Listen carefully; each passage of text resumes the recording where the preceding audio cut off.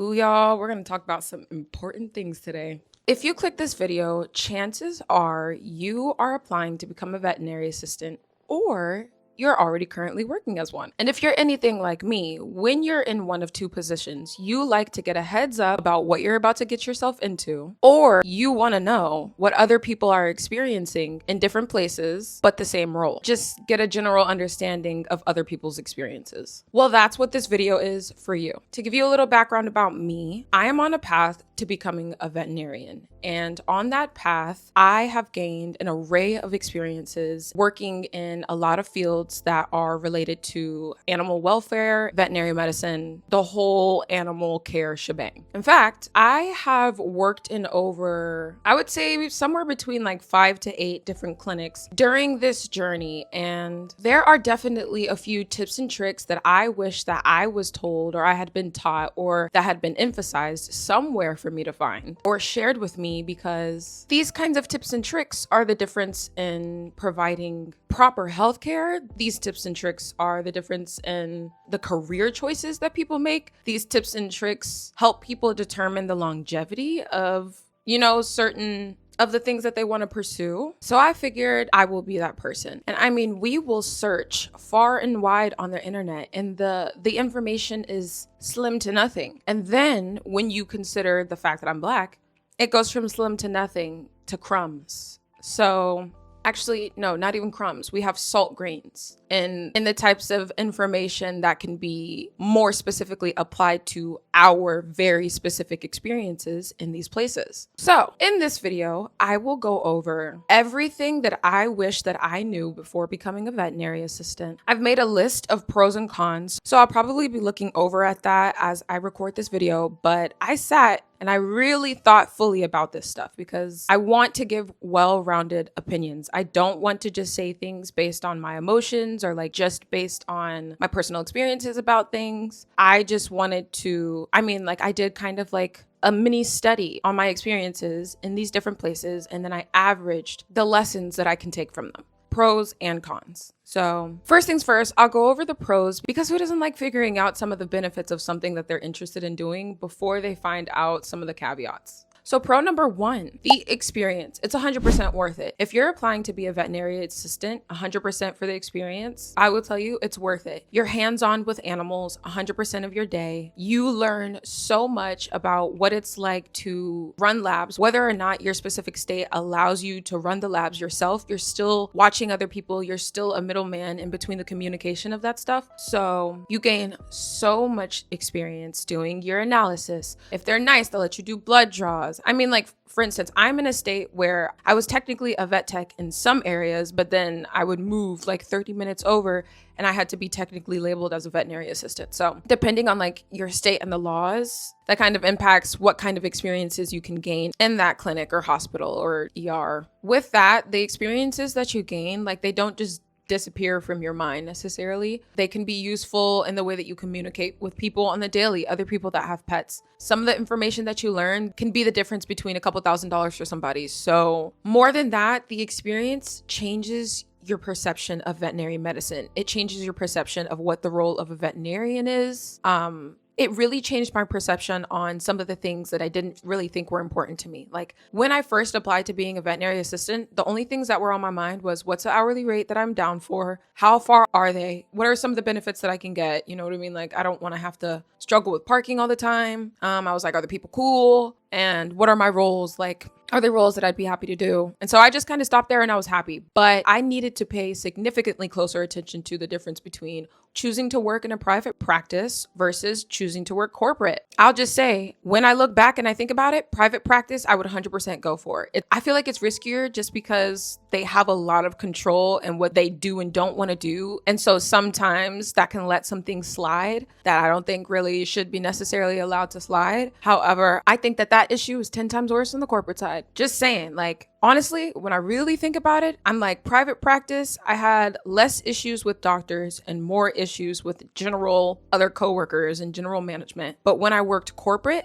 I had significantly more issues with the veterinarians that I was working with. Or not necessarily issues, but just like things that challenged my morality. in the corporate setting. Oof. Oh, I think my favorite part about the experience that I got is that it helped me realize that what I learned growing up about animals, that information is not up to date enough for the way that the human animal bonds have evolved, if that makes sense. Like, for example, in the media, we grew up in an era where they marketed that cats live on the street and, you know, if you want to do them a nice favor, you just pour some milk in a bowl for them. Or like dogs aren't capable of feeling certain things. Like, I don't know, just growing up my whole life, I kind of just felt a little bit limited in the emotional capabilities of animals. And not only that, but almost like how people would view a pigeon in New York. Like, you're just a mindless animal doing what you need to do to survive. You don't really have any complex feelings or thoughts in between that. But being on the floor and having these back-to-back experiences with animals for years in an array of environments, I learned that like the general public is not up to date on that, because why at every single hospital are these animals being medicated for anxiety, or these animals are being medicated for... You're fine. What's up? Sorry, I got distracted. But, and then to see some hospitals choosing to integrate, like sound boxes that have frequencies that calm the animals after surgery, or other places making settings that help emotionally stabilize these animals' state of being. The more that I've seen things like that, I'm like, the impact of the experiences that you're having. And you really do realize how much you're gaining out of these one-to-one experiences with these animals every day. So along with that, the second pro is that you have skills that make a difference. Like, I like to think of the scenario where people say, if the world was ending, is the avenue that you're choosing to learn the most skills in, would they be useful during that time? And I say to myself, hell yeah. Like, there's never a time in human history that we weren't reliant on our relationship with animals, whether that's healing them, whether that's experiencing, I keep saying animals as if we're not animals, other animals. We can heal things. We have a general knowledge, and a lot of the medicines that we're using for these animals, humans are using too. My sister's a pharmacist, and we'll have conversations about like gabapentin or like Apoquel, and she's like, oh, it's this dose for people. And I'm like, well, it's this dose for a Great Dane, but this dose for Chihuahua. You know what I mean? Actually, oh my gosh, I've been so far removed from working with dogs that like saying something like that sounds foreign to me. Like, that's 2 years ago me. I'm a cat girl now. I like it. I'll probably move back into everything. I think I'll be like paws, purrs, and exotics. I think that I'll just dabble in everything. I care about animals in general, and I consider those skills that make a difference. However, this can also kind of be a con, because people take an inch and they will run a mile. And so they're like, oh, okay. Like, I have people calling me all the time, asking me questions that veterinarians can't even answer over the phone. Like, yo, I do not have my DVM yet. I haven't even touched the ground. I haven't even started my applications yet, which actually I'll start them soon. Like, literally, I actually start my applications this month. I can't believe I'm finally doing this, but give me like 4 years. Give me 4 more years. Okay, y'all. I am not an expert yet, but I am a professional. So I guess my opinions would help a little bit more. But like, people will literally show me a bump on their animal that's like a mass that's been growing. And they're like, what do I do about this? Grab a sample and look at it. Hope it's not cancer. I don't know. Like, y'all. Like, just hope it's some fatty liquid, low lipoma. But yeah, I could talk a lot about this, but you do gain skills that make a huge difference. And sometimes they are life or death skills. So, hey, I say, like, you know, it gives me a little pat on the back a little bit sometimes. And another pro to being a veterinary assistant, I would say, is the connections that you make. Like, bitter me, growing through my anger, teen to young adult phase me would say the social climate is actually what made like most of my work environments worse, which, you know, I will go into that in the cons. But when I do look back and when I want to message some people, or I see other people in my field that I feel connected to in a different sense, there are coworkers and connections that I made in some of my work environments. Like, yeah, I've met some really cool people. I know somebody who works like with wildlife in Costa Rica. I know a vet that is just like a travel vet now. Like, she was based in one area and now she goes from Cali to New York to DC, like just like living her best life and traveling with her family and going from place to place. And then I've met I actually know some people that I went to high school with that are about to finish their veterinary journey and all sorts of things under the sun. And then we end up working in the same places, things like that.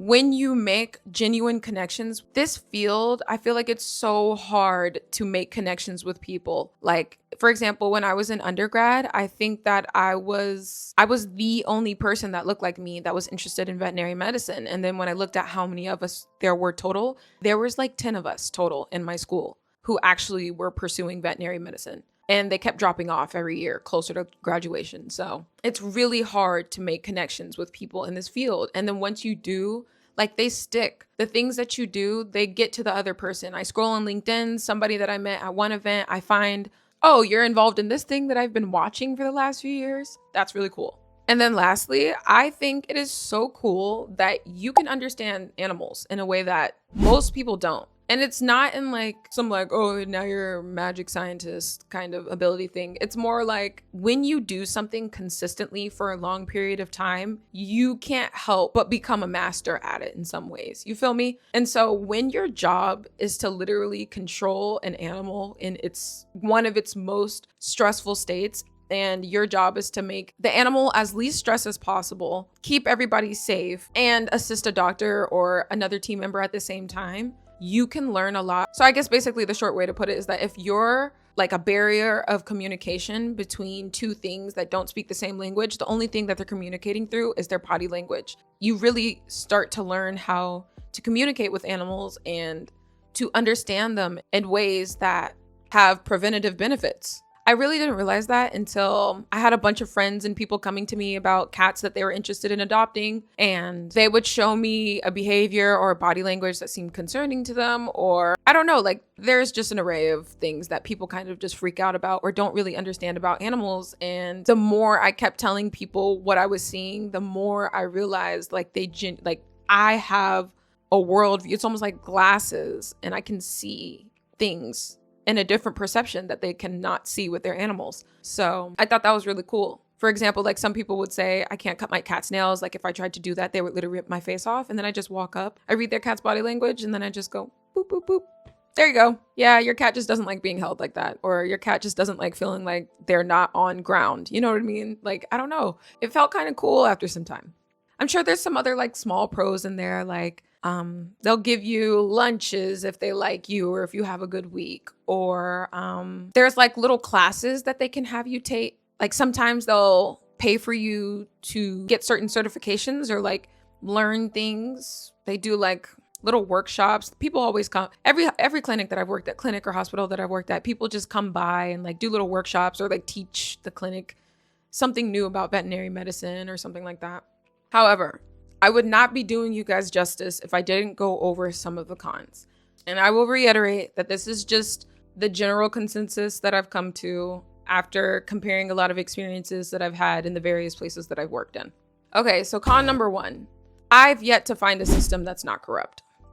I know that's kind of starting off strong, but that's my truth and that's my experience. In some way, shape, or form, to some capacity, it's corrupt. Whether it's the management and their relationship and what they do, whether it's who they choose to hire. Yeah, I really can think of every place that I've worked in, and in some weird combination, it's been like that. I mean, even sometimes assistants. And it sucks because it would be like when I have one benefit in one area, it would be kind of caveat in another area. I would have really, really great assistants, but really, really poor management. And I would have really amazing veterinarians, but really, really poor assistants. I don't know, you know?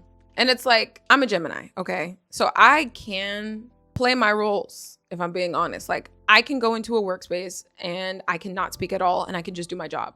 I can do that.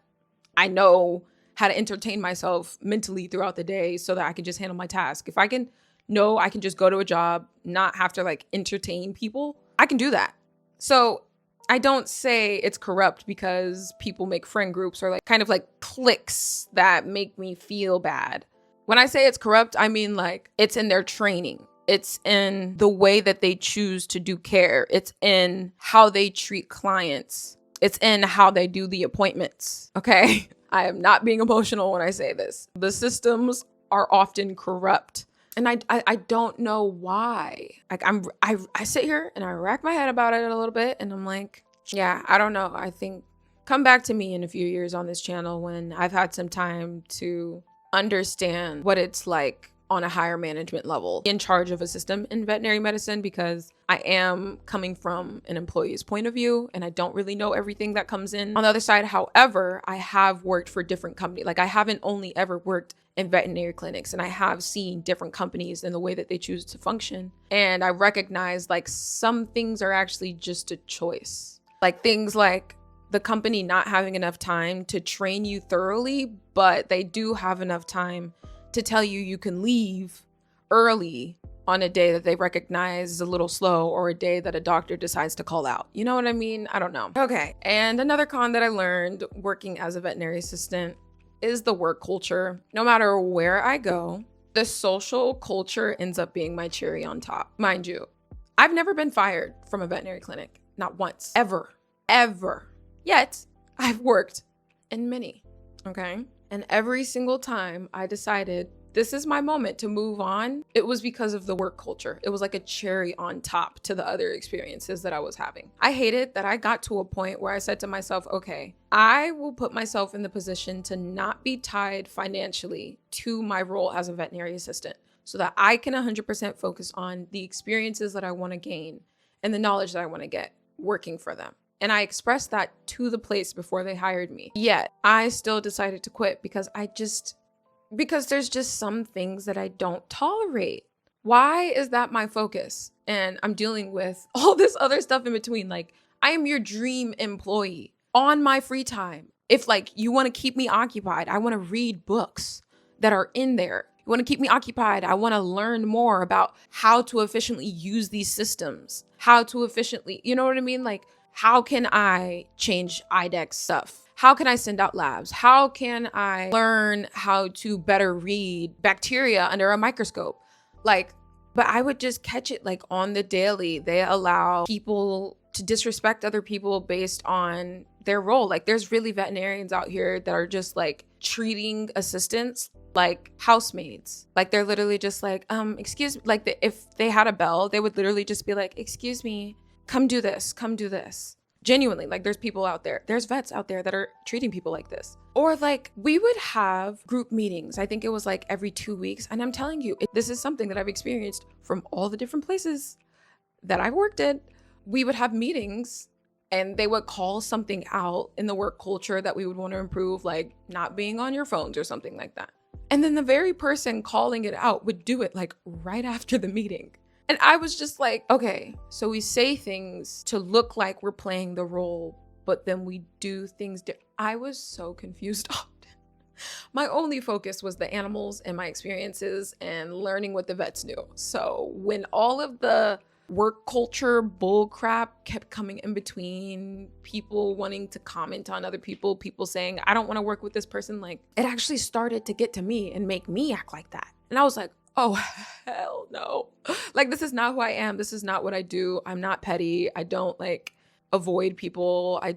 No, I have genuine good intentions in this space. And I also know how to act accordingly. Like, I have very great social skills, I feel like. So what is happening? Like, no, I don't want to tolerate this. Another con that I recognize is that veterinarians are burning out. I mean, I will never get over this one clinic that I worked at for like 2-3 years. There was a certain point in time where we started having relief veterinarians come in. And one of the relief veterinarians had just finished school just the year before. And I was getting to know her and she was really, really cool, really fun. Nobody had any problems with her. But within 2 months of me meeting her, she told me that she was taking a year-long break from veterinary medicine. Like, it was like she got hit with the wake-up stick and was like, they will burn you out and use you and run you dry until you figure out what boundaries you need to set and, like, you know what I mean? How to make sure that you're living in alignment with what you want to be doing in your future or forever type thing. Yeah.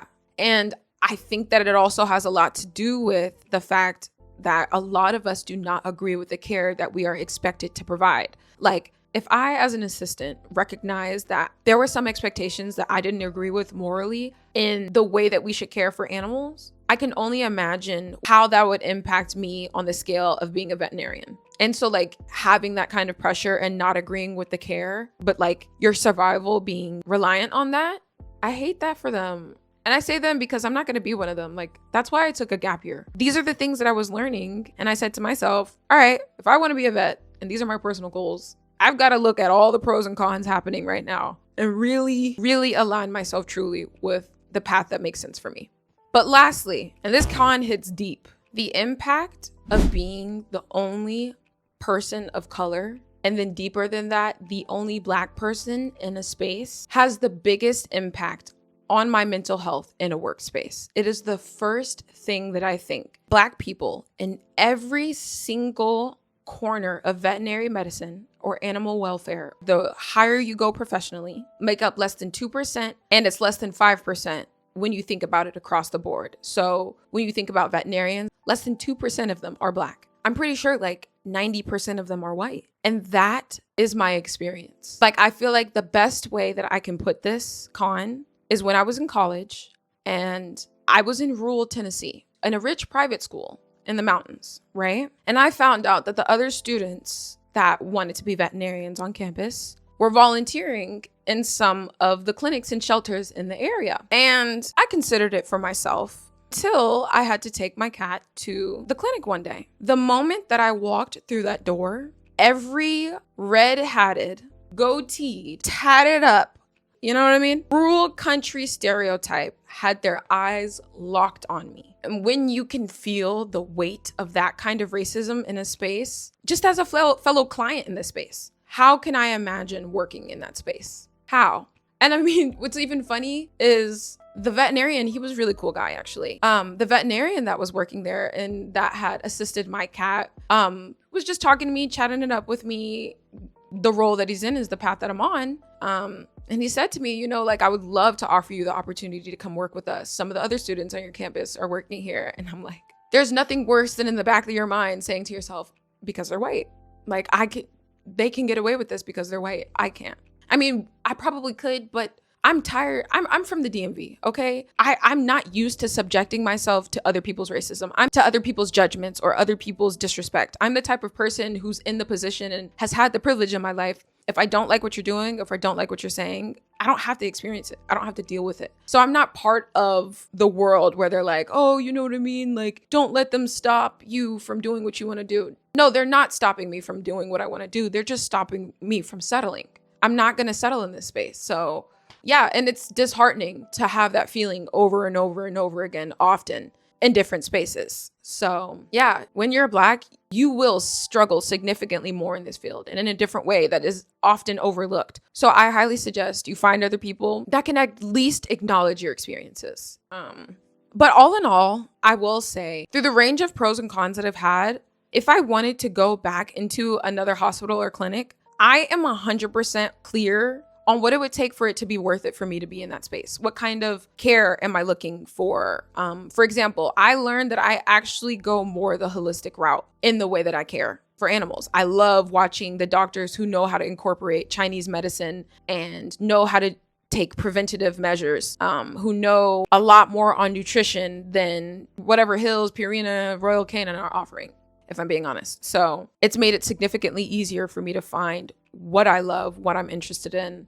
And I realized that I just don't work generally. And then when I look at the pros that I've gained, these are skills that I can take with me and grow for the rest of my life. Like when I am in vet school, these skills are going to help me make the connections to the information that we're kind of taking a deeper look into and bring it back to these concepts that I can apply in real life. So yeah, I think being a veterinary assistant is one of the best jobs you can have out there, honestly. And my biggest hope for people is that you find a place that aligns with you. Do not allow your light to be dimmed. Find places that match your frequency. And I promise you'll get the best experience out of it. The only reason why I personally don't plan on working as a veterinary assistant anymore is because I don't want to be in or around a hospital or clinic again until I'm a vet. That's just what it's come down to. I don't want to play with the politics. I want to learn. I can't go to work expecting to just learn. So